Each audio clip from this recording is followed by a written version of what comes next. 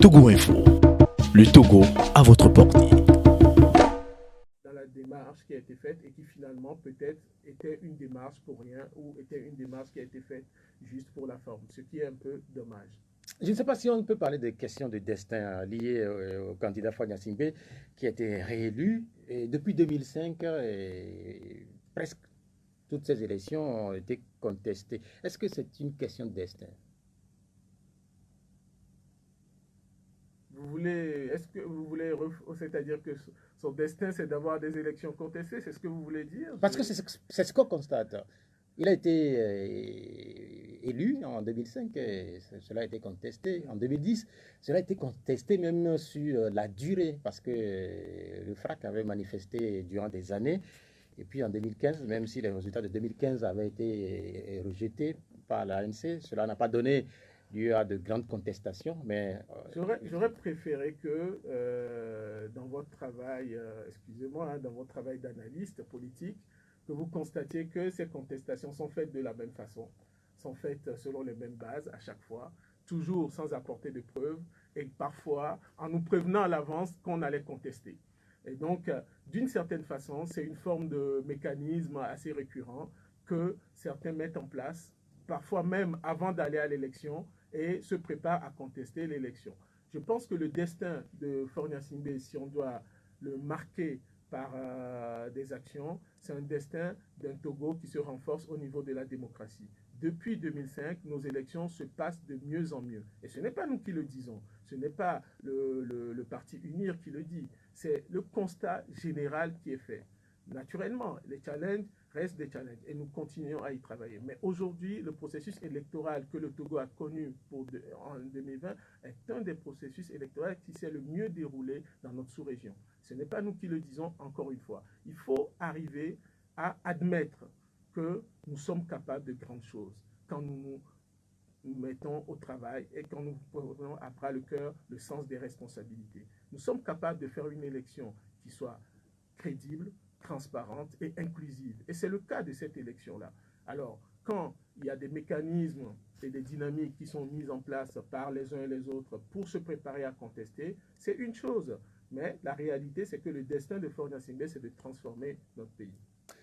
Quand vous parlez d'élections de référence en Afrique de l'Ouest, ça doit faire sourire dans certains milieux. Parce que, par exemple, les catholiques, par exemple, parlaient de doutes, un peu comme les Américains ou une partie de l'opposition qui a pris part à cette élection-là.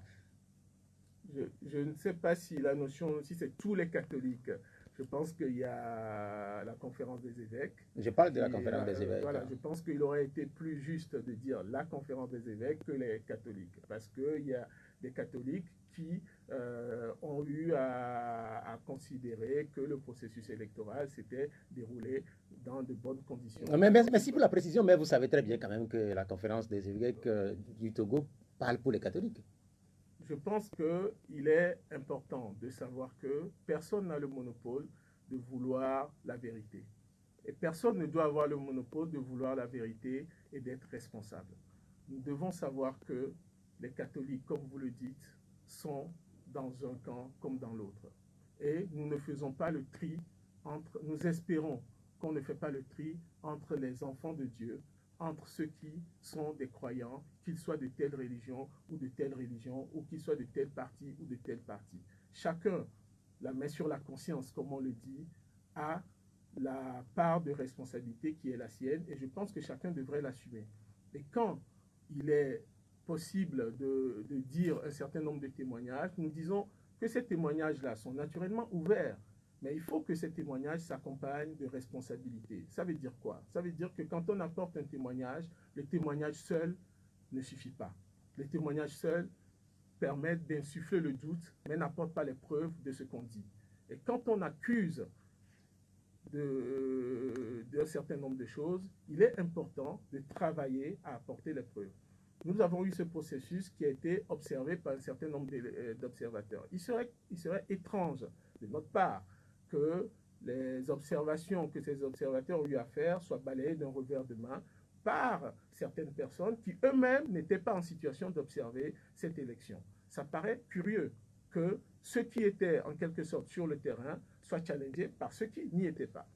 Mais comme on est dans des situations où on se prépare à contester et que parfois les analystes qui regardent un peu de dehors ne challengent pas un certain nombre de points, admettent qu'on puisse le faire. Mais je dois dire ici que la logique de cette élection, c'est que c'est une élection paisible, transparente et crédible, et cela a été reconnu par les uns et par les autres. C'est vrai que plusieurs observateurs qui étaient déployés avaient reconnu que cette élection était transparente, mais certains n'avaient pas eu la possibilité de l'observer, ces élections-là.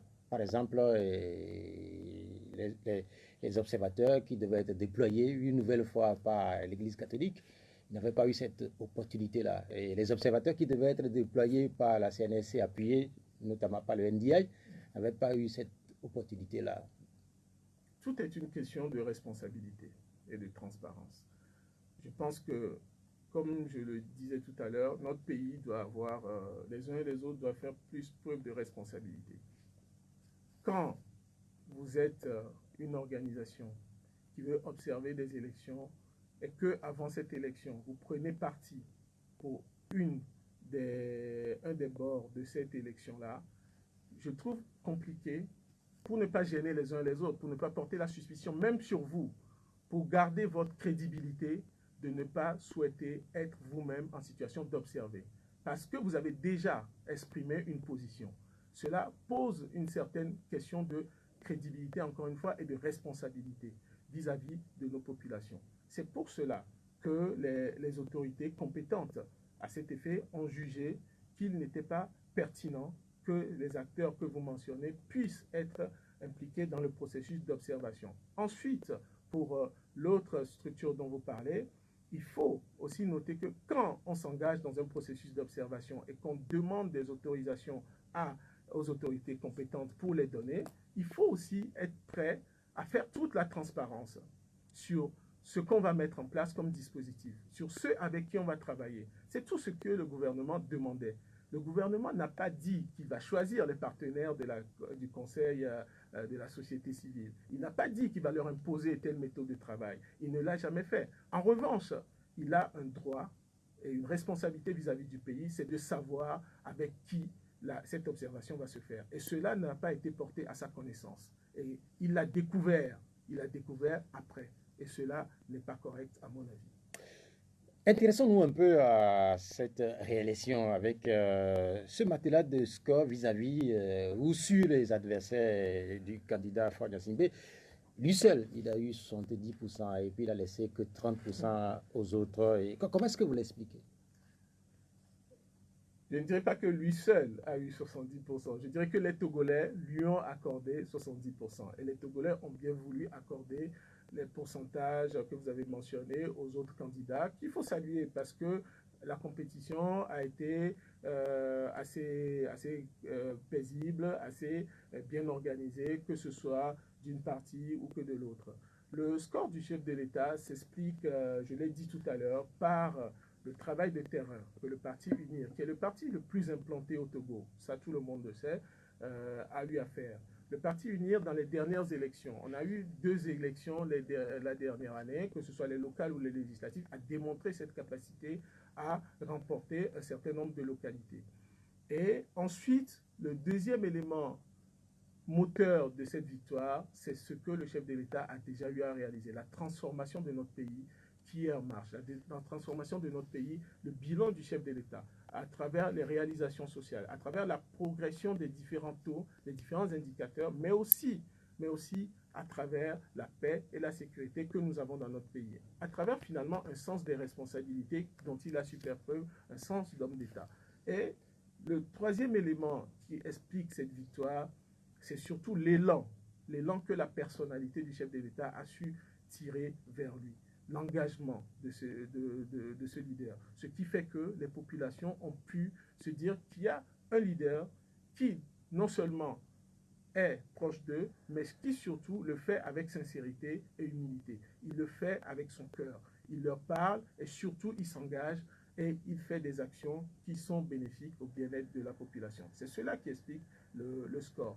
Mais le score qui est réalisé est un score qui engage naturellement à de la responsabilité. Et c'est en cela que le discours ou les propos que le communiqué du Conseil des ministres a rapporté faisant l'économie de ce que le chef de l'État avait eu à dire, en engageant l'ensemble du gouvernement à prendre conscience de la responsabilité qui était la nôtre par rapport à ce résultat-là, est extrêmement important. Cette responsabilité, c'est une responsabilité qui nous engage à faire mieux, à faire plus, à faire beaucoup d'efforts en tant que gouvernement, mais surtout à donner envie aux populations de faire beaucoup d'efforts. Quand on écoute les proches du chef de l'État, dont vous venez de le dire, le Togo s'est transformé. C'est quand on vous écoute, c'est ce qu'on note. En 15 ans, le Togo a beaucoup progressé, mais beaucoup de Togolais constatent que le pays n'a pas vraiment bougé, parce que les derniers classements, quand vous faites allusion aux indicateurs, le Togo continue à faire partie des 25 pays les plus pauvres au monde. Le Togo continue par faire... Le Togo est un pays dont l'IDH a progressé cette année. Le Togo, le taux de pauvreté est passé de 60 a baissé de 10 points entre 2005 et aujourd'hui. Le Togo a un taux d'électrification, je l'ai dit tout à l'heure, qui a progressé. Le Togo a un taux d'accès à l'eau potable qui a également progressé. Le Togo a le meilleur taux de scolarisation, le meilleur taux d'achèvement du cours primaire de l'Afrique de l'Ouest, de la zone UEMOA. Le Togo est le seul pays qui respecte les différents critères de convergence. Ce n'est pas une fin en soi, les différents critères de convergence dans la zone UEMOA. Et on peut en citer ainsi. Mais comme je l'ai dit tout à l'heure, nous avons les éléments qui nous indiquent que naturellement des défis restent à relever. Et ces défis-là, nous nous y attelons. C'est une dynamique qui est en marche. C'est une dynamique qui est en marche et nous sommes convaincus. Nous sommes convaincus qu'un certain nombre de passages étaient des passages obligés. Nous prenons le passage de l'assainissement macroéconomique, par exemple.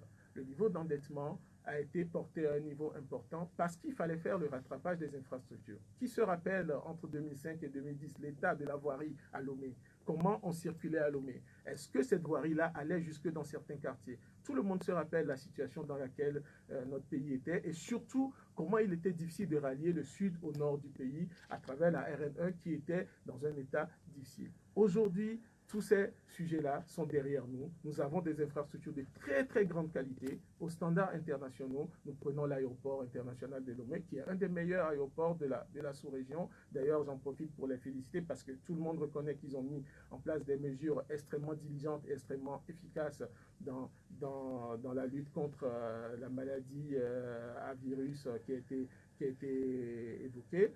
Ensuite, le port autonome de Lomé, qui est le premier port en termes de volume, de traitement de volume de conteneurs de la côte ouest africaine, en face de pays qui sont autrement plus puissants que nous, la Côte d'Ivoire, le Nigeria, par exemple.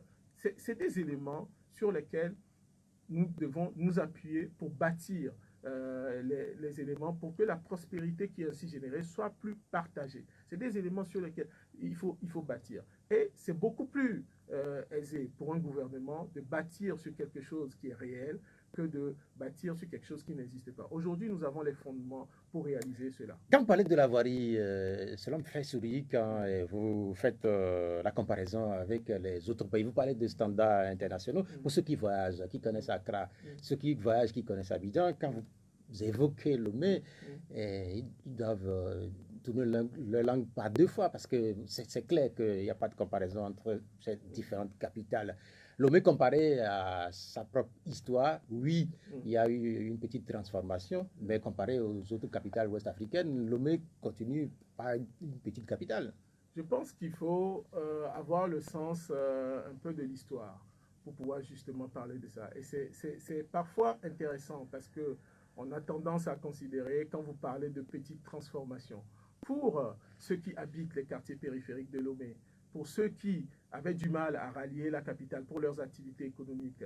Aujourd'hui, ils ne vous parlent pas de petites transformations. Je vous invite à aller leur parler. Voir comment... Laissez-moi... Oui, non, mais faites référence à quel quartier, par exemple? Je fais référence à Agoué, je fais référence au quartier de Legbasito, Bakposito, etc. Sur aujourd'hui le contournement y passe. Je fais référence à ceux qui font la route vers Palimé. Au départ, c'est pas aussi simple de rallier. Je fais référence à ceux qui prennent de l'igname à l'intérieur du pays, qui viennent le vendre dans la capitale. Je fais référence à ces personnes-là qui bénéficient de ces travaux. Et ce n'est pas une petite transformation. Peut-être que parfois, on a un petit confort dans une grande ville et on pense que cette transformation n'est pas suffisamment impactante pour les populations urbaines. Mais prenons nos populations qui sont en majorité rurale, elles bénéficient de ces infrastructures. Et je peux vous dire qu'en termes de transformation, en termes de convoi, en termes de vente des produits agricoles, en termes de profiter de fruits de son travail, je peux vous dire que cela transforme la vie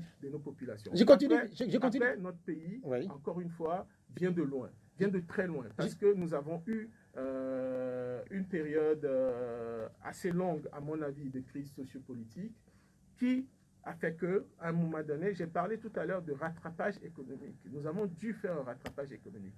Ce que les autres pays n'ont pas eu à connaître. Et je dois dire que, en termes de réalisation, en termes de progrès, en termes de transformation de la vie de nos populations, pas seulement urbaines, populations rurales, nous avons énormément fait. Je suis content que vous ayez cité certains quartiers, parce que même sur le choix de ces quartiers, il y a débat. Parce qu'en 15 ans, par exemple, vous citez Legbasito, vous citez Agoué, c'est vrai, mais il y a Baguida, il y a Vepozo, il y a Devego, il y a Bay, il y a Aligo, il y a Koresewa. Ces quartiers en 15 ans n'ont visiblement pas bénéficié de grand-chose.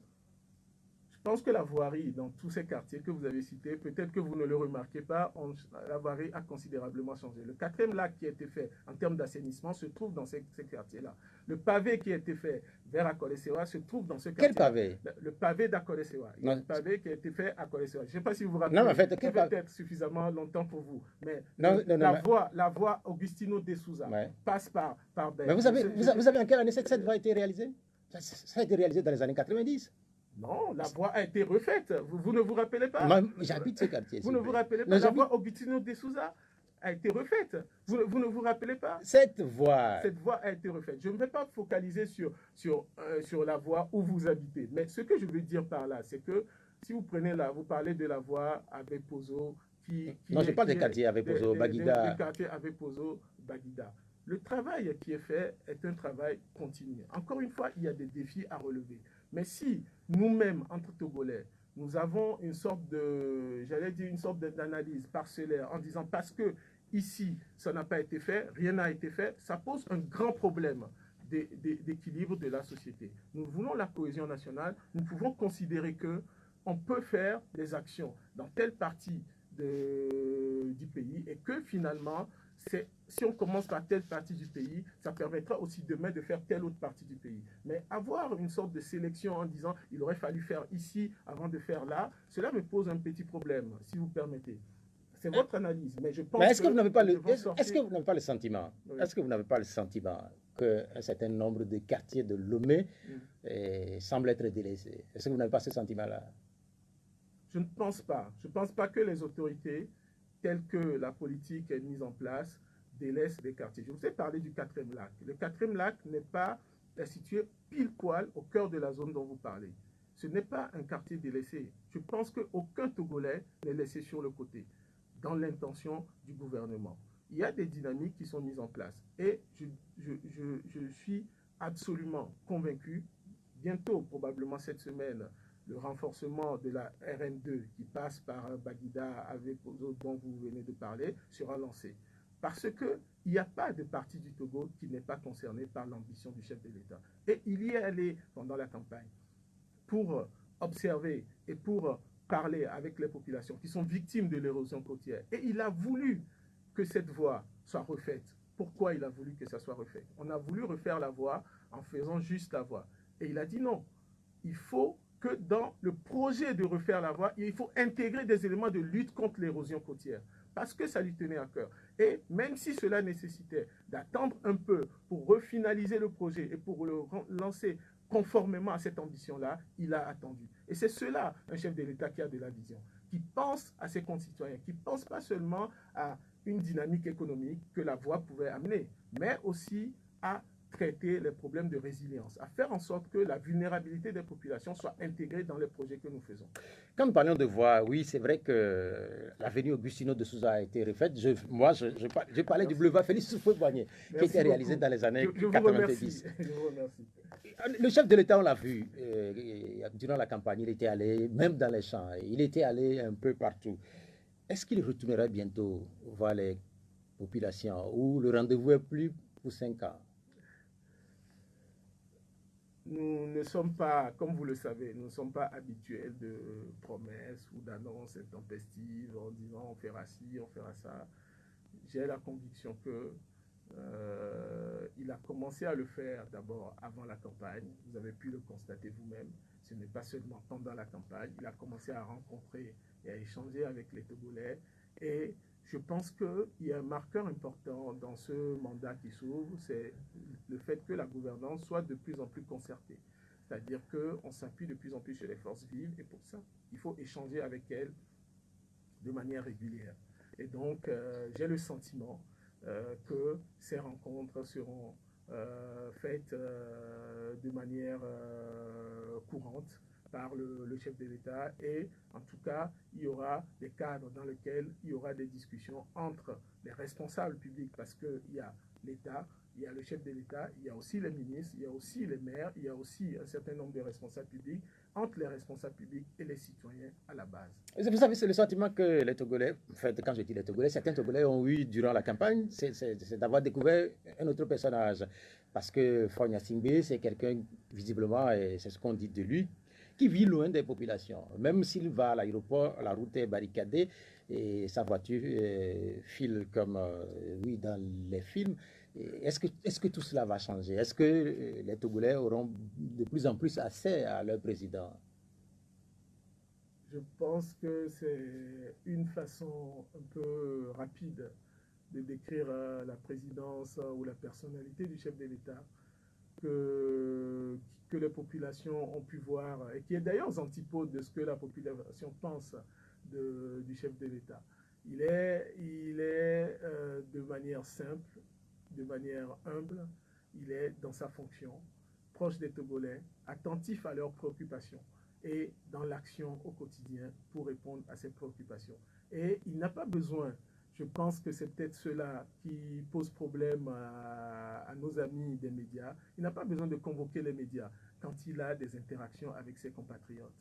Je pense que c'est un facteur très important qu'il faut qu'on intègre, c'est qu'il est possible aujourd'hui, en 2020, ou même avant, d'avoir des interactions particulières, particulièrement chaleureuses avec les populations sans que on soit amené à convoquer les médias pour qu'on en rende compte. Non, mais en fait...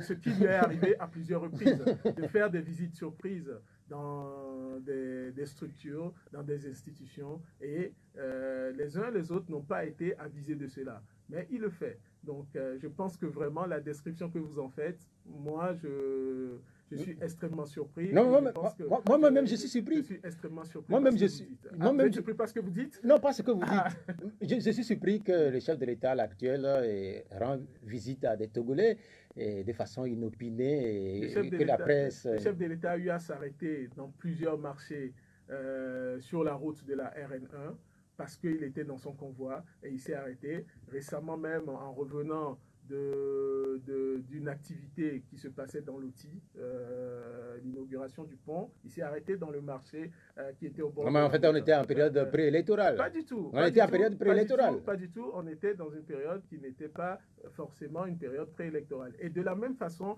il s'était arrêté déjà dans plusieurs marchés. Il avait fait ça à Bafilo, il avait fait ça à Niamtougou, pas du tout en période électorale, parce qu'il avait envie de le faire et qu'il est allé au contact de la population togolaise. Il n'y a vraiment aucune difficulté à son niveau à le faire, que ce soit en période électorale, ce qui est naturellement beaucoup plus intense, parce que là, il y a un besoin de faire de la pédagogie. Et je trouve que... Ou de la communication. De la pédagogie. C'est le plus important que ce que nous avons vu durant cette campagne. Cette campagne du chef de l'État a été une campagne pédagogie. Expliquer ce qu'il souhaite faire. Expliquer sa vision. Et faire en sorte que les uns et les autres, ceux qui vont adhérer, comme ceux qui auront peut-être quelques griefs, quelques difficultés à adhérer, de comprendre ce qu'il veut faire.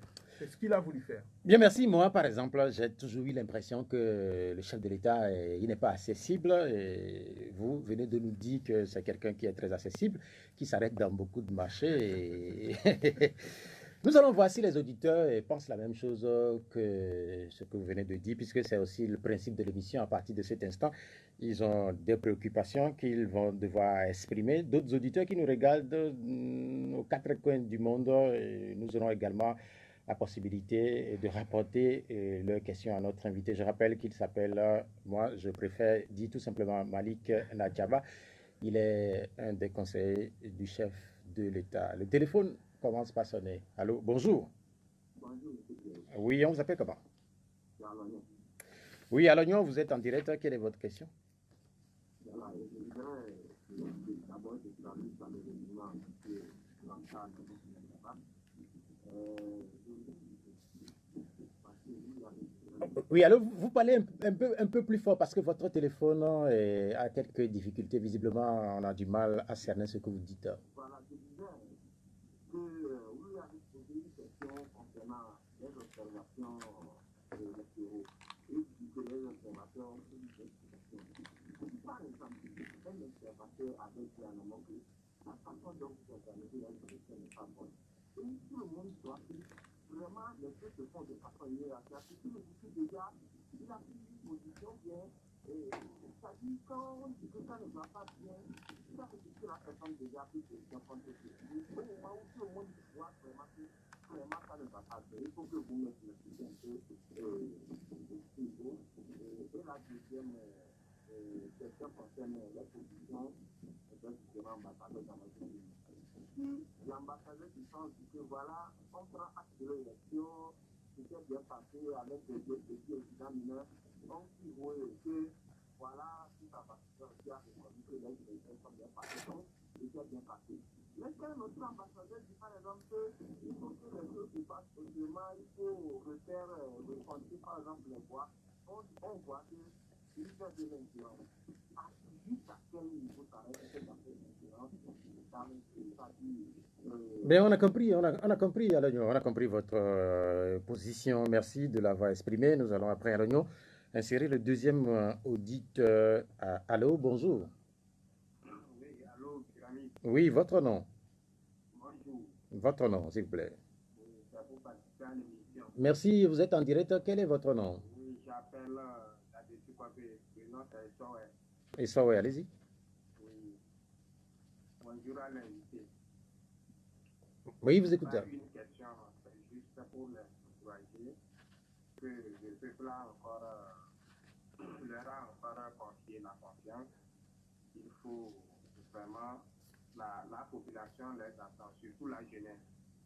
Donc, les conclusions lancées en ces derniers moments, il faut vraiment un recrutement massif pour réduire le chômage dans le pays. Bien, merci, Sowe, de nous avoir appelé. Après, Sowe, on va prendre un troisième auditeur. Allô? Votre nom? Bonjour. Oui, bonjour. Bon, je voudrais demander, je voudrais savoir si... Oui, s'il vous plaît, quel est votre nom? Allô? Oui, Quel est votre nom? Pierre. Ah, votre nom, oui, Pierre, ok. Allez-y. Oui, allez-y. Bon, je voudrais demander si dans l'Uni, il n'y a plus personne aussi fort, aussi beau, aussi clairvoyant que fort pour le présenter aux élections. Bien, merci pour votre préoccupation. Nous allons permettre à l'invité de réagir à ces trois premières questions qui ont été laissées, notamment les toutes premières par l'oignon. Parler des observateurs. Merci beaucoup, Monsieur Alognon, pour la question. Le point, c'était de demander si un observateur s'exprime sur la qualité de l'organisation du processus et surtout avant l'élection, est-ce que c'est une raison suffisante pour, d'une certaine façon, ne pas lui accorder son accréditation? Je pense que d'abord, en premier lieu, je pense que ce n'est pas au parti uni d'accorder les accréditations, c'est au ministère de le faire, qui respecte une procédure donnée. Et naturellement, le ministère a observé des positions qui ne sont pas seulement sur le processus, mais qui sont aussi sur un candidat plutôt qu'un autre, et qui sont sur un camp plutôt qu'un autre. Et nous n'allons pas revenir sur les prises de position des uns et des autres dans le passé, parce que nous estimons que les Togolais savent suffisamment, les uns et les autres savent suffisamment de quoi nous parlons. Et cela a conduit à introduire la suspicion sur la partialité de ces observateurs-là. Et pour éviter justement que toute question de crédibilité se pose par la suite, il est plus sage de ne pas accorder l'accréditation à des structures qui ont eu à s'exprimer. Je pense qu'on serait autrement plus étonné si une institution qui a à plusieurs reprises dit son encouragement et sa satisfaction à la manière dont le chef de l'État conduit le pays et qui demanderait à être observateur et qu'on lui accordait cela, on serait autrement plus étonné et on poserait des questions. Donc je pense que nous devons être le plus responsable et le plus impartial possible dans nos jugements que nous portons. Ensuite, sur la question de l'ingérence, jusqu'où va la question de l'ingérence? Je pense qu'au Parti UNIR, nous n'avons pas exprimé de position particulière par rapport à ce dont il parle certainement de l'ambassadeur de France. Moi, je n'ai même pas connaissance d'une position de l'ambassade de France, peut-être une position de la République française qui n'a pas été exprimée à travers l'ambassade de France au Togo, mais à travers l'État français directement.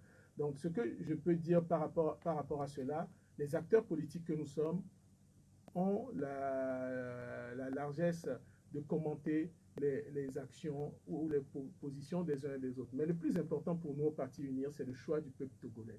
Nous nous tenons au choix du peuple togolais qui a porté son choix sur le chef de l'État et en cela, nous restons sur cela. Et nous félicitons encore le peuple togolais pour avoir porté son choix sur notre candidat. Et ça, ouais, lui vous encourageait, mais il a quand même laissé un mot, c'est concernant la jeunesse. Exactement. La question de recrutement. C'est un élément très important, mais encore une fois, nous avons le devoir, et comme le chef de l'État a eu à le faire tout au long de cette campagne, de faire aussi beaucoup de pédagogie. Les concours et la fonction publique ne nous permettront pas, à mon avis, et je pense que beaucoup sont conscients de cela, de résoudre les problèmes de chômage, des problèmes d'accès à l'emploi de notre jeunesse.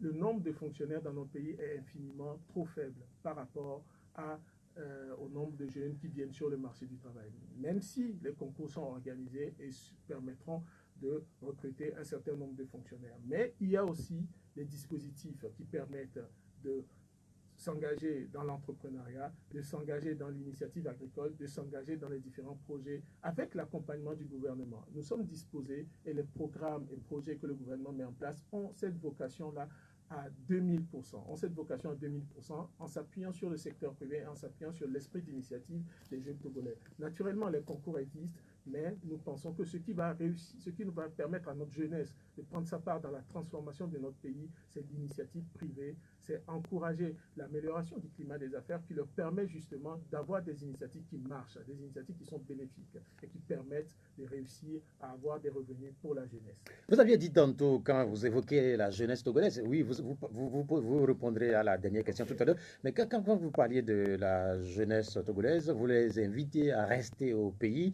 Mais il y a cette question d'abord, où trouver le capital, et il y a un certain nombre de paramètres qui sont des paramètres anciens au Togo, et il faudrait être d'une certaine partie du pays, il faut avoir milité au Parti Uni par exemple, pour mieux développer ces entreprises dans le pays. Est-ce que cette situation, est-ce qu'elle ne doit pas évoluer? Moi je m'inscris en faux, comme ce que vous dites. Cette question de il faut être d'une partie du pays, il faut que nous fassions attention aux formules que nous utilisons, parce qu'elles amènent la division dans notre population. Nous sommes des responsables qui sont écoutés par beaucoup de Togolais. Alors, venir d'une partie du pays, je ne sais pas de quelle partie vous parlez, mais moi, personnellement, ce genre d'expression, je ne peux pas l'accepter. Ensuite, mais est-ce que vous savez laissez-moi finir. Ensuite, quand vous parlez d'être d'un parti politique, je vous demande tout simplement de faire des sondages. Vous avez les 3000 et quelques jeunes entrepreneurs qui ont bénéficié des 25% des marchés publics que le chef de l'État a mis en place. Prenez la base de la DSMP, demandez-leur s'ils connaissaient quelqu'un avant de bénéficier de ce marché. Vous avez leur liste, la liste est publique. J'aimerais que de temps en temps, que les uns et les autres, avant de porter ou de relayer certaines accusations, fassent ce travail d'analyse. Les documents sont là, les programmes et projets sont là. Le MIFA est là, on connaît les bénéficiaires du MIFA. On peut aller les voir, on peut juste faire une tournée nationale, aller rencontrer 3 ou 4 bénéficiaires du MIFA, leur demander quel a été le processus, voir un peu, est-ce qu'ils sont passés par des canaux politiques, est-ce qu'ils sont passés par des canaux X ou Y. Et on verra qu'en fait, en réalité, ce qui est le plus important, c'est leur initiative. On ne leur pose aucune question par rapport à tu connais qui, tu viens d'où, tu as quel diplôme. La question qu'on leur pose, est-ce que tu as un projet? Si tu as un projet, oui, le projet peut être pas forcément mature, le projet peut être pas forcément à la cible.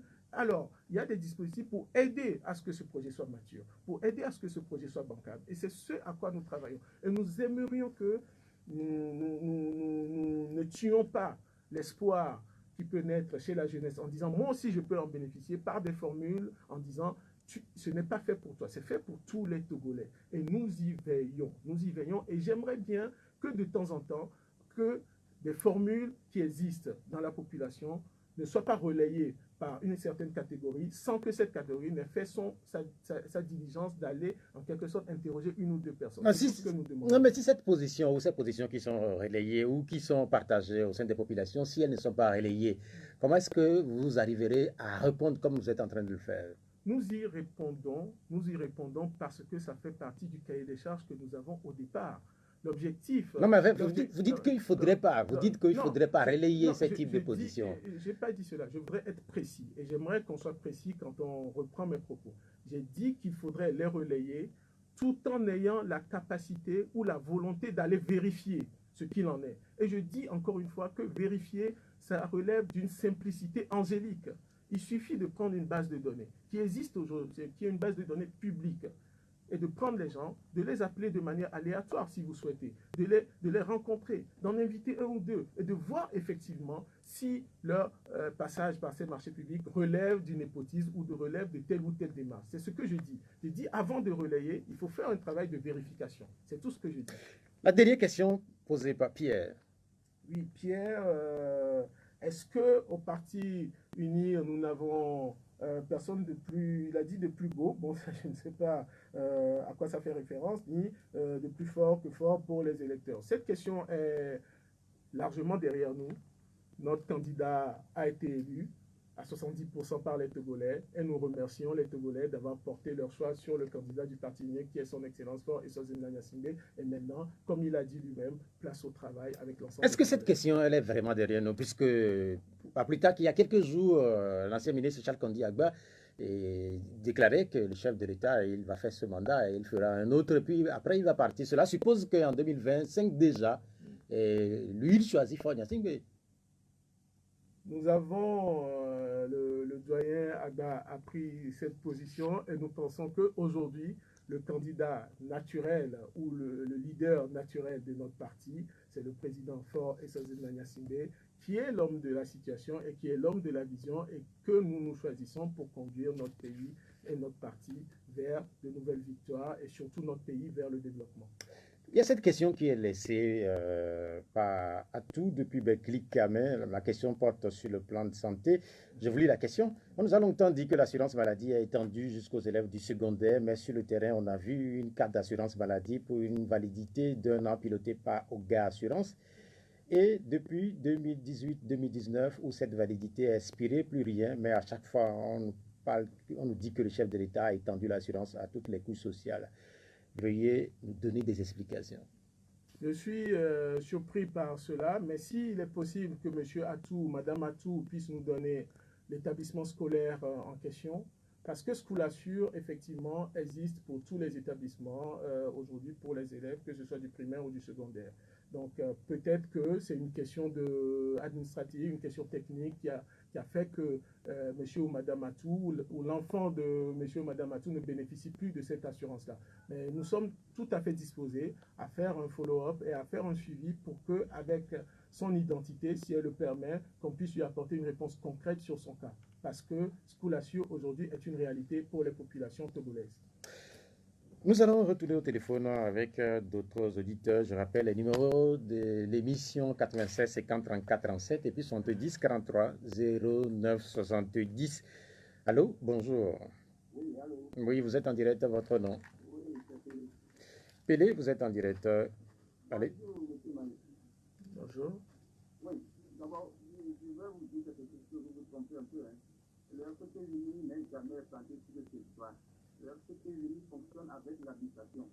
Si vous souhaitez de fonctionner avec l'habitation, on verra combien de fois vous êtes implanté sur le territoire. Bon, moi là, ce qui me concerne aussi, c'est tout à l'heure vous venez de détecter votre talent, tout ça là. On a beaucoup ça dans le FPT. dans les petits de votre papa, il y a des gens qui sont là, même jusqu'à présent, il y a des talentueux. Mais laquelle, sur laquelle vous êtes assis là, vous allez vous désapprendre. C'est-à-dire, le petit ne fonctionne pas bien. Non, mais allô, s'il vous plaît. Oui, Oui, mais en fait, si vous avez des questions, vous posez la question. Et en fait, oui, quand vous dites que... Oui, oui. oui, là, c'est bien. Bon, monsieur Malik, le 5 février 2005, la nuit, à 19h, c'est été synchronisé avec les radios nommées. Monsieur le Premier ministre alors, Kofi-Sama, nous a dit catastrophe nationale. Le chef de l'État n'est plus. Le chef de l'État également n'est plus. Devant la loi, qui est le président de la République? Merci. Et pourquoi? Bien, merci Pélé pour votre préoccupation. Après Pélé, nous retournons au téléphone après Pélé pour insérer un auditeur. Il est là. Qui est là, s'il vous plaît? Allô? Allô? Allô? Est-ce que la question posée par Pélé sur la... Allô? Oui, votre nom. Oui, vous êtes en direct. Ah, mais en fait, votre voix est trop faible, s'il vous plaît. Oui, allez-y.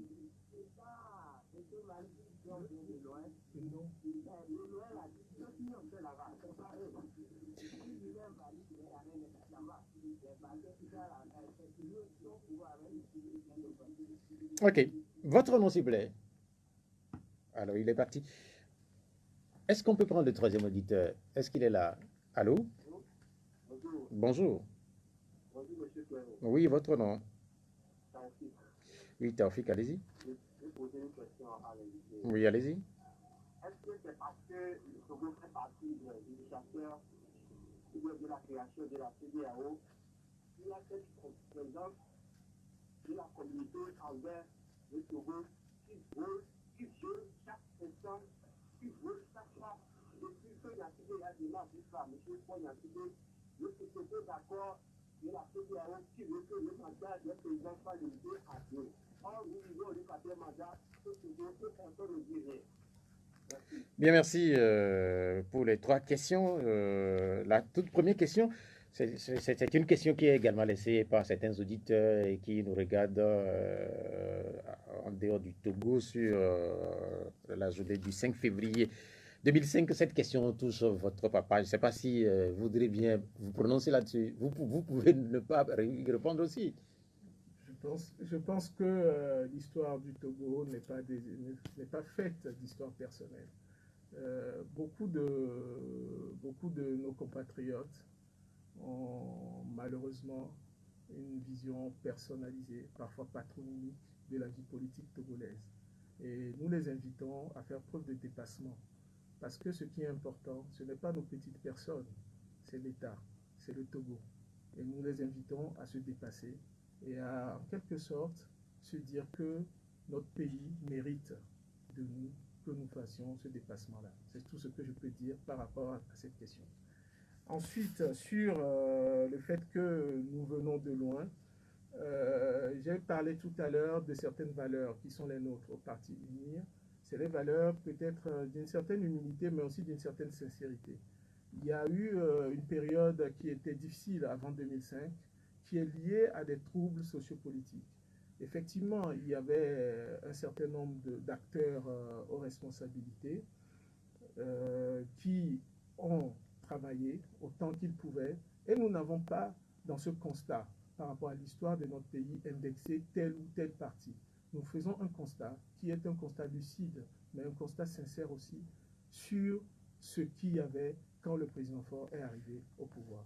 Je pense que c'est important de faire ce constat-là, sans nécessairement avoir, parce que je ne pense pas que c'est ce qui est le plus important, avoir pour objectif de dire c'est tel ou c'est tel, mais de dire comment nous pouvons faire pour aller plus loin. Comment nous pouvons faire pour construire ce pays. Et c'est ce que nous trouvons en la personne du président Faure. Très honnêtement, c'est ce que nous trouvons en sa personne. C'est qu'il nous donne justement cette envie d'aller plus loin, de tracer les voies pour un Togo meilleur. Ensuite, pour Taoufik, je crois que c'est une question qui est adressée à la CEDEAO. Je ne suis pas, hélas, responsable de la CEDEAO. Et je pense qu'il revient à la CEDEAO peut-être qui peut s'adresser à la CEDEAO. Et je pense que avoir aussi la capacité, en tant que Togolais, parfois de s'attacher aux faits et non de s'attacher à un certain nombre de bruits ou à un certain nombre d'éléments. Je pense que si on utilise certains mots, que moi personnellement ça me gêne parce qu'on parle quand même de notre pays, personnellement ça me gêne, mais si on s'attache à certains mots, il faudrait peut-être, dans le cadre de certaines accusations, apporter des preuves. Sinon, ça devient de la diffamation, tout simplement. Il faut que les compatriotes le sachent. C'est-à-dire que des accusations gratuites, ça n'existe pas. Il faut faire très attention parce que soit on est irresponsable, soit on sait qu'on est en train de dire des choses sans en apporter la preuve. Et les institutions sont là. Au cas où ils auraient des preuves, ils peuvent les apporter de manière ouverte. Et le Togo a été condamné par la Cour de la CEDEAO dans d'autres circonstances, parce qu'on a apporté la preuve d'un certain nombre d'éléments. Cela, il y a des dispositifs qui existent. Ce n'est pas une boîte noire, comme on tend à le faire croire. Donc, attention à ce qu'on dit si on n'en apporte pas la preuve. Sur la question de la limitation du mandat présidentiel, c'est vrai que c'est maintenant acté au Togo, et le mandat est limité à 2. Mais l'actuel chef de l'État, lui, va faire le 4e mandat. Est-ce que, oui, ça ne fait pas débat?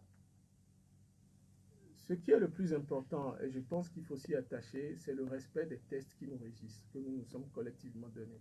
Je pense qu'il y a certains qui sont aujourd'hui candidats et certains qui sont même en train de contester la candidature, qui ont adopté les tests qui conduisaient à la réforme de la Constitution. Ils étaient à l'Assemblée nationale à ce moment-là. Ils n'ont pas évoqué un certain nombre de points. Alors, je pense que la candidature en tant que telle du chef de l'État, il faut la lier à l'orée du cadre institutionnel et constitutionnel de notre pays. D'autres éléments, comme nos sentiments, comme les impressions des uns et des autres, peuvent rentrer en ligne de compte. Mais la réalité qui s'impose, c'est la réalité des tests. Et cette réalité-là, c'est celle qui fait qu'il peut être candidat. Et aujourd'hui, il y a la légitimité populaire qui vient approuver cette candidature parce qu'il a eu la majorité des voix et de loin de l'ensemble des Togolais. Je pense que cette question est définitivement tranchée.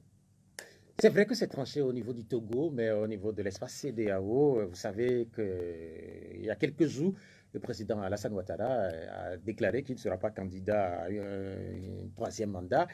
Le débat court également en Guinée, où on prête des intentions au président Alpha Condé, mais dans la plupart des cas, dans la plupart des pays de l'Afrique de l'Ouest, les mandats sont limités à 2. Les chefs d'État ils font 2 mandats et puis ils s'en vont. Le chef de l'État du Togo, c'est clair que malgré son jeune âge, à un moment donné, il va paraître comme le seul qui fait plus de 2 mandats, et même si les tests de son pays l'autorisent. La question, c'est quoi la question? La question, est-ce que par exemple, ça ne fera pas débat sur l'espace CEDEAO? Aujourd'hui, le Togo sera toujours cité. Aujourd'hui, tous les pays disposent d'une constitution qui limite à 2 le nombre de mandats dans la CEDEAO. La réponse est claire. Notre pays, à l'instar des autres pays de la CEDEAO, dispose d'une constitution qui limite à 2 le nombre de mandats. Donc, il n'y a pas de débat à ce niveau-là. On retourne au téléphone. Allô? Oui, bonjour. Oui, votre nom? Luc, vous êtes en direct et puis posez votre question.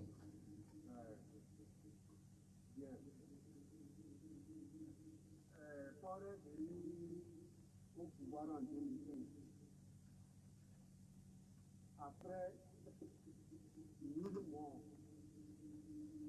un an après, il y a eu un appel de. J'aimerais poser la question à l'invité. À quoi servit cet accord? Il se dit qu'il est conseiller à la présidence. Il n'a qu'à nous faire d'une manière ramassée son propre bilan qui a servi d'une manière positive à l'avancée de ce pays. Bien, merci Luc pour votre intervention. Après Luc, un autre auditeur. Allô, bonjour. Oui, votre. Rémi, allez-y.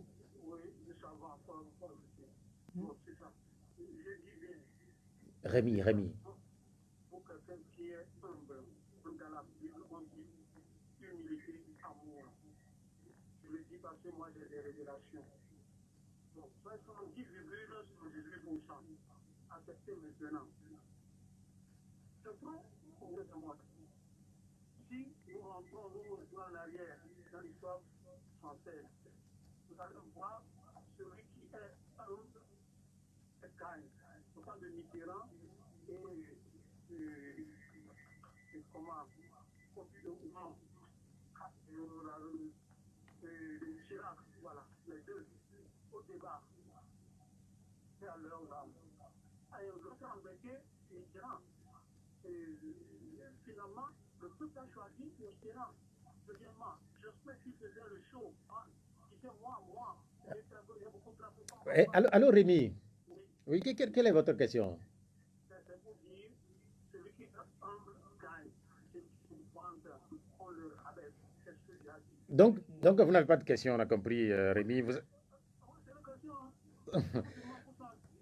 Ok. Notre invité réagira à ce que vous considérez comme la question. Après Rémi, oui, allô? Oui, comme, allez-y. J'ai deux questions. La première, dans les 5 ans qui sont passés, nous avons constaté des scandales financiers et jusqu'à présent, il y a à plusieurs, il y en a un bon nombre, mais on n'arrive pas à détecter qui politique qui vient faire ces scandales financiers. Est-ce que dans les années à venir, on peut retrouver les 500 millions de budget, on peut retrouver les traces de 24 milliards et les traces de 600 millions de cartes? Ça, c'est la première question. Deuxième question, lorsqu'on nous brandit les textes, et on nous dit qu'on a gagné 72%, moi je pense plutôt à un peu fabriqué. Sur le fait que la dernière fois, j'ai constaté des défaillances dans les lieux de vote au niveau des 6 autres candidats de l'opposition, qui a fait qu'il y a eu des fraudes devant moi. Que moi-même j'ai pris l'émission de relever à chaque niveau, mais je constate que quand on vérifie ces choses, ça va à l'avantage du grand parti. Par exemple, quand on montre 5 bureaux de vote qui sont au courage, on se compte c'est une. Je ne comprends pas ça. Deuxième chose, sur le même cas, quand on a la tenue, on doit avoir au moins 454 comment dire, votants. Oui, mais votre question, comme on a compris, ça porte sur les fraudes. Oui, ça porte sur les fraudes. Oui. Il a comme donné une décision là-dessus, 400 personnes par bureau de vote. Maintenant, on retrouve jusqu'à 600 qui sont expliqués par les données des mandataires et au moins 600 personnes peuvent voter dans Bien, merci. Comme nous venons donc d'avoir des questions de 3 auditeurs. Luc, c'est le premier à intervenir. Il parle de 2005, il parle de la PG. La PG a été un moment historique pour notre pays. Ça serait dommage de le balayer d'un revers de la main. Et le bénéfice de l'APG a été d'abord, je pense, la reprise de la coopération avec l'Union européenne. Un bénéfice majeur.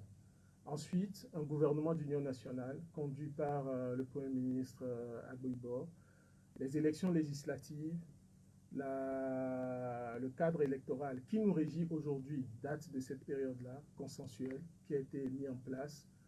Les éléments de ce cadre électoral datent de cette période. Et les derniers éléments issus de l'APG, c'est la réforme constitutionnelle qui a été faite en 2019. Donc, il y a énormément de bénéfices de cet accord consensuel qui a permis d'apaiser notre pays, qui a permis de rendre la vie politique plus mature et qui nous a permis depuis d'avoir des cycles électoraux les uns après les autres de plus en plus apaisés, de plus en plus crédibles, de plus en plus transparents. Et c'est aussi cela, un élément important qui a permis d'avoir une représentativité un peu plus variée à notre Assemblée nationale avec l'introduction d'une proportionnelle de scrutin de liste. C'est des éléments importants qu'il faut avoir à l'esprit. Les éléments issus de l'APG sont aujourd'hui des bénéfices importants pour la vie politique togolaise et pour le Togo tout entier. Ensuite, parler de bilan individuel ou de bilan en tant que conseiller, je dirais qu'il n'y a pas de victoire personnelle. Nous avons l'habitude de considérer que nous travaillons dans une équipe sous le leadership du chef de l'État et que son bilan à lui-même, nous pouvons le faire et nous l'avons déjà fait et son bilan est éloquent et permet de réussir à montrer aux Togolais qu'on peut faire de grandes choses ensemble. Naturellement, chacun à son niveau, mais pas seulement les conseillers du chef de l'État. Les Togolais ont fait des efforts, ont travaillé pour que nous obtenions ces résultats. Quand on parle d'amélioration du climat des affaires, c'est les jeunes entrepreneurs togolais. Quand on parle de l'augmentation du nombre d'entreprises créées, c'est les jeunes Togolais qui l'ont fait. Quand on parle de construction de l'aéroport, c'est le travail des Togolais. Quand on parle d'augmentation du trafic au port autonome de Lomé, c'est le travail des Togolais. Et c'est en cela que la vision que porte le chef de l'État est une vision inclusive et qui repose sur le fait que notre conviction, c'est que ce ne sont pas des victoires individuelles, mais ce sont des victoires collectives qui nous permettront de réussir à transformer notre pays. Pour M. Rémy, je crois que le nom est plus long, mais le reste m'a échappé. En fait, il s'appelle, son nom c'est Rémy Le Savant. D'accord, pour M. Rémy Le Savant, c'est une analyse qu'il a eu à faire. Je ne pense pas qu'il y ait véritablement de questions. Il a évoqué la notion d'humilité en disant celui qui est humble, c'est lui que le peuple élève. Et je pense que personnellement, je m'inscris dans cette voie-là. Et c'est une parole qui est sage et qui prend appui en plus sur des exemples qu'il a donnés, qui sont variés, mais la réalité c'est cela. Quand on fait preuve d'humilité, le peuple sent la sincérité qu'on dégage et il fait confiance. Ensuite, pour les scandales financiers. Les scandales financiers, vous savez, c'est quelque chose qui relève parfois de la nécessité de travailler dans une certaine méthode. Les actions judiciaires sont des actions très sensibles dont il ne serait pas bon que nous venions sur les radios pour en quelque sorte indexer telle ou telle personne ou parler de telle ou telle manière. Les procédures judiciaires sont en cours et nous respectons l'autonomie de la justice à faire son travail. Aplucia, comme il a dit, est un cadre nouveau qui a permis de transmettre les dossiers, spécifiquement les dossiers concernant un certain nombre d'affaires, aux juridictions, pour que les juridictions puissent faire leur travail. Ce travail est en cours. Nous attendons que les procédures aillent à leur terme et que le moment venu, les uns et les autres puissent avoir à faire face à leurs responsabilités. Mais le plus important, encore une fois, c'est la responsabilité collective que nous avons en termes de lutte contre un certain nombre de pratiques qui affectent finalement le développement de notre pays. Et nous devons tous, en termes de pédagogie, c'est la volonté du chef de l'État, c'est de faire de la pédagogie. Et c'est le travail auquel Aplucia s'est attaqué. C'est-à-dire que les uns et les autres, chacun d'entre nous, nous devons savoir que nous ne pouvons pas avoir comme leitmotiv de condamner sans procès, bien entendu, un certain nombre d'acteurs pour des faits qui sont sortis dans la presse, et le soir même, nous-mêmes souhaiter bénéficier de passe-droit, même si c'est minime, dans telle administration, dans telle structure, parce que nous connaissons le patron, parce que nous connaissons le comptable, parce que nous connaissons le planton, etc. C'est cela-là qui mine considérablement notre société et qui crée des frustrations. Le chef de l'État souhaitait qu'il y ait beaucoup de pédagogie, et il a annoncé dans son programme que maintenant que la pédagogie était suffisamment faite, un organe plus répressif sera mis en place dans le domaine de la corruption pour pouvoir continuer cet effort-là. Parce qu'à un moment donné, il faut faire de la pédagogie, mais à un moment donné, il faut aussi aller plus loin dans ce qu'il est possible. En attendant de répondre à la dernière partie de la question, quand on vous écoute, on a l'impression que Faure Gnassingbé est nouveau. On a l'impression, parce que quand vous parlez de pédagogie, 15 ans après, est-ce qu'on doit continuer à parler de pédagogie en ce qui concerne les scandales financiers? C'est exactement ce que je dis. Je dis que aujourd'hui, il a dit que pour le mandat qui vient, un organe répressif pour lutter contre la corruption sera mis en place pour renforcer justement la partie pédagogique qui a été faite. C'est ce que je suis en train de dire. Donc, naturellement, faire de la pédagogie, c'est très important. Mais réprimer est aussi important et c'est ce à quoi nous allons nous atteler dans le mandat qui va s'ouvrir. Mais encore une fois, avec une manière qui respecte les droits. Parce que, encore une fois, c'est cela qui est reproché après. C'est-à-dire qu'on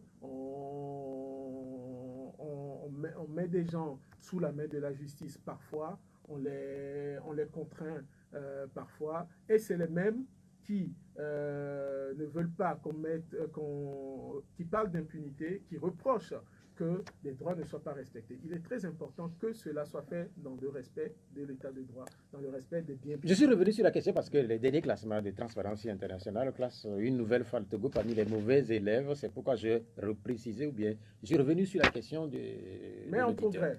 Notre pays est en progrès et ce n'est pas moi qui le dis. Quand vous prenez des indicateurs, il faut prendre aussi les autres. Les indicateurs sur la gouvernance de l'Institut Mo Ibrahim ou l'indicateur de lutte contre la corruption du MCC, qui est américain, montrent bien que notre pays est en progrès sur cet indicateur parce qu'il a adopté un cadre institutionnel, un cadre légal qui est aujourd'hui adapté à une lutte efficace contre la prévarication et la corruption. Ensuite, la dernière partie, oui, de la question de Komi. La dernière partie de la question, je n'arrive pas trop à cerner parce qu'il a parlé de taux fabriqués, il a parlé de fraudes qui se sont passées en sa présence.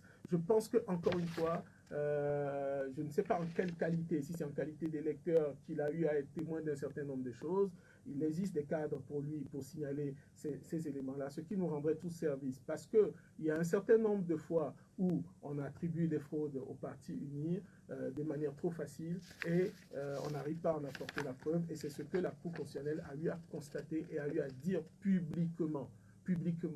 Elle a constaté que les preuves n'ont pas pu être apportées. Sur le nombre de votants par bureau de vote, nous, on est un parti qui participe aux élections comme les autres partis, et c'est une question qui, je pense, devrait être adressée à la CENI, à ceux qui ont la charge d'organiser cette élection. Qu'est-ce qu'on ne dirait pas si UNIR disait tel bureau de vote, ça doit être tel nombre de personnes, tel bureau de vote doit être tel nombre de personnes. Ce n'est pas notre responsabilité. Je pense que parfois, on a des confusions dans l'opinion en pensant que tel fait tel fait tel, mais nous ne faisons pas tout, nous sommes un parti politique comme les autres. Il reste 5 minutes pour clôturer cette émission. Qu'est-ce qui va se passer dans les prochains jours pour le candidat Fonia Simbe et le Parti Uni après cette élection? Est-ce qu'on va avoir bientôt, par exemple, une prestation de serment, une investiture? Qu'est-ce qui va se passer? La République suit son cours, les institutions jouent leur rôle, le chef de l'État est à la tâche et continue à faire son travail. De manière, les activités dont vous parlez, ce n'est pas au Parti Unir de définir ce calendrier-là. Moi, je suis ici en tant que représentant du Parti Unir. Nous attendons, notre candidat a été déclaré élu à la majorité des voix, très grande majorité. Nous attendons que les institutions qui sont chargées d'organiser les activités dont vous venez de parler nous communiquent le calendrier en question pour que nous nous y plions. C'est aussi simple que cela. Le mandat passé, au niveau de l'UNI, vous aviez parlé de mandat social et pour le chef de l'État. Actuellement, on parle de consolidation des acquis. Quels sont les acquis qui vont être consolidés dans les prochains temps? On a parlé de l'accès aux services sociaux de base. L'accès aux services sociaux de base, l'eau, l'électricité, la santé. On a parlé de l'assurance maladie qui a été faite pour une partie de la population, pour les fonctionnaires, et qui va être généralisée à toute la population. On a parlé de la santé des femmes sur la gratuité totale de la césarienne et aussi la gratuité des soins pour les femmes enceintes. Et on a parlé aussi de la consolidation dans le domaine de l'éducation. Effectivement, nous avons constaté que nous avons un très bon taux d'achèvement du primaire avec un très bon taux de réalisation. Aujourd'hui, il faut arriver à transformer ce taux en un taux d'accès à un travail décent, accès à une capacité, accès à une activité. Et c'est cela que nous allons faire en consolidant. Ensuite, la consolidation en matière agricole, parce que l'agriculture, c'est 40% de notre PIB et c'est un levier formidable pour arriver à transformer notre pays par la mise en place de zones agricoles aménagées dans chaque canton, par la mise en place des agropoles et par la mise en place d'un certain nombre d'entreprises agricoles dans nos différentes régions. Et je voudrais dire que le point sur lequel nous devons consolider, c'est le point de la paix, de la sécurité et le dialogue communautaire. Le dialogue communautaire à travers ce dont j'ai parlé tout à l'heure, la concertation. La gouvernance concertée sera au cœur de ce mandat avec le levier des collectivités locales qui ont été mises en place très rapidement et qui demain doivent être le cœur du développement de notre pays. Merci. Nous allons quand même évoquer cette actualité qui est relativement triste, mais il faudrait l'évoquer concernant le coronavirus. Et la question de Badagbon qui nous regarde quelque part aussi dans le monde, je ne sais pas, en Afrique ou en Europe. Il dit dans quelle hôpital allez-vous soigner ceux qui éventuellement souffriront de cette maladie? Puisqu'il dit que la plupart de ceux qui ont les moyens dans ce pays, quand ils sont malades, ils vont se soigner à l'extérieur du pays. Merci, Monsieur Badabon, pour la question. Aujourd'hui, le seul cas, Dieu merci, que notre pays a détecté est soigné dans un centre d'isolement qui est au CHU Campus, qui est prévu aujourd'hui pour cela. Donc aujourd'hui, il n'y a pas de difficulté pour cela. Donc les dispositions idoines sont prises avec la collaboration et les très bons rapports et le partenariat avec l'Organisation mondiale de la santé. Donc j'aimerais que les uns et les autres sachent que ceci est fait de manière très professionnelle, comme cela se fait ailleurs, et dans la plus grande responsabilité pour que nous puissions contenir tous les risques qui peuvent subvenir par rapport à cette épidémie qui concerne le monde entier et à laquelle notre pays est extrêmement bien préparé. Curieusement, au Togo, l'annonce de la détection de ces cas liés au coronavirus a suscité bien de commentaires, certains assez curieux. Beaucoup de Togolais ou certains ont douté des informations données par le gouvernement togolais. Comment comprenez-vous cela? Nous comprenons cela par l'abondance ces derniers temps de fake news à travers les réseaux sociaux, où on a développé une culture de diffuser des fausses informations à Haïtiens. Ça a été fait régulièrement dans cette campagne. Ça a été fait régulièrement après la campagne. Ça continue d'être fait aujourd'hui. Et nous pensons qu'il est temps que cela puisse s'arrêter, parce que nous parlons quand même d'une affaire de santé publique et que les uns et les autres doivent un peu, comme on dit souvent, rentrer en eux-mêmes, en langue locale, rentrer en eux-mêmes pour se demander si eux-mêmes, ils se rendent compte de ce qu'ils sont en train de faire.